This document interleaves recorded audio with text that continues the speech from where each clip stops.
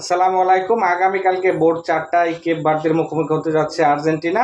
তো এই ম্যাচকে কেন্দ্র করে সোশ্যাল মিডিয়া বিভিন্ন তান্ত্রিকও বলতেছে আসলে আর্জেন্টিনা এই ম্যাচে হেরে যাবে।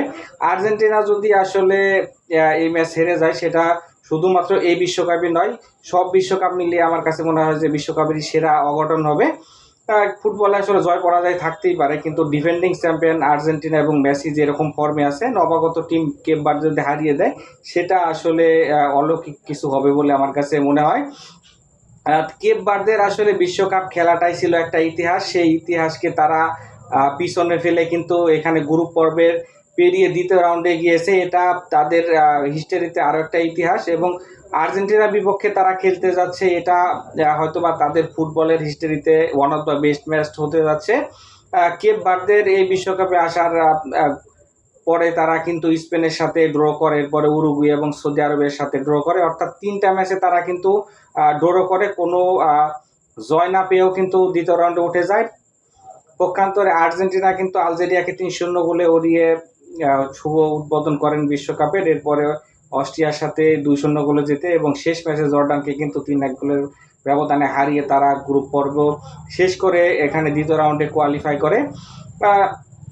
তো আর্জেন্টিনা আসলে যেরকম ফর্মে আছে, এখানে হচ্ছে কেপ ভার্দে যদি আর্জেন্টিনাকে চ্যালেঞ্জ জানাতে পারে, সেটাই আমার কাছে মনে হয় কেপ ভার্দের সবচাইতে বড় অর্জন হবে। এই ম্যাচে কিন্তু অবশ্যই লাইমলাইটে থাকবেন লিওনেল মেসি কিন্তু নিজের শেষ বিশ্বকাপে অসাধারণ ফর্মে রয়েছেন। ৬টা গোল করে গোল্ডেন বুটের রেসে কিন্তু রয়েছেন কিলিয়ান এমবাপ্পের সাথে যৌথভাবে শীর্ষে। তো এখানে হচ্ছে মেসি কিন্তু একটা ম্যাচ কম খেলেছেন, তো এই ম্যাচে যদি মেসি আর দু একটা গোল করেন তাহলে কিন্তু এমবাপ্পের থেকে এগিয়ে যাবেন। মেসি ২০২২ বিশ্বকাপ জেতার পরে সবকিছু জিতে ফেলেছেন, কিন্তু কখনো ওয়ার্ল্ড কাপের কিন্তু গোল্ডেন বুটটা তিনি জিততে পারেনি, যদিও বেশ কয়েকবারই কিন্তু গোল্ডেন বল জিতেছে। তো মেসি কিন্তু অবশ্যই এই অপরচুনিটিটা নিতে চাইবেন, এজন্য কিন্তু এই ম্যাচ অবশ্যই তিনি গোল করতে চাইবেন। পাশাপাশি এখানে হচ্ছে মেসি বিশ্বকাপের ৬ ম্যাচে কিন্তু টানা গোল করা একমাত্র ফুটবলার। তো সেটাকে তিনি অবশ্যই ৭ নাম্বার ম্যাচে নিয়ে যাইতে চাইবেন, এই ম্যাচেও গোল করতে চাইবেন। এইখানে হচ্ছে কেপ ভার্দে কিন্তু ৩টা ম্যাচই ড্র করে এসেছে। বোঝাই যাচ্ছে তারা কিন্তু প্রতিপক্ষ যেন তাদের জালে গোল না দিতে পারে সেটাই কিন্তু তারা মানে বেশি খেয়াল রাখে এবং মাঝে মধ্যে কাউন্টার অ্যাটাক করতে পছন্দ করে। এজন্য আর্জেন্টিনার অবশ্যই আমার কাছে মনে হয় যে কেপ ভার্দে ডিফেন্স সেট করে গোল দিতে হবে, সেই জন্য লিওনেল মেসি কিন্তু হতে পারেন মূল অস্ত্র। পাশাপাশি আলভারেজ কিন্তু গত বিশ্বকাপে যেভাবে ফর্মে ছিলেন, গোল করেছেন, এই বিশ্বকাপে তার সেরাটা আমরা এখন পর্যন্ত দেখিনি, হয়তো বা এই ম্যাচেই তার সেরাটা আমরা দেখতে পারি। এখানে কেপ ভার্দের গোলরক্ষকও কিন্তু অসাধারণ কিছু সেভ করেছে, যদিও তিনি বলেছেন মেসি কিন্তু তার স্বপ্নের খেলোয়াড়। মেসির সাথে খেলা পরবর্তী সময়ে তিনি আসলে জার্সি বদল করেন। আমরা জানি যে স্কালোনি আসলে এমন একজন ট্যাকটিশিয়ান, তিনি কিন্তু ম্যাচ বাই ম্যাচ পরিকল্পনা করতে পছন্দ করেন। অবশ্যই তিনি এখন কেপ ভার্দের বিপক্ষে পরিকল্পনা করতেছেন।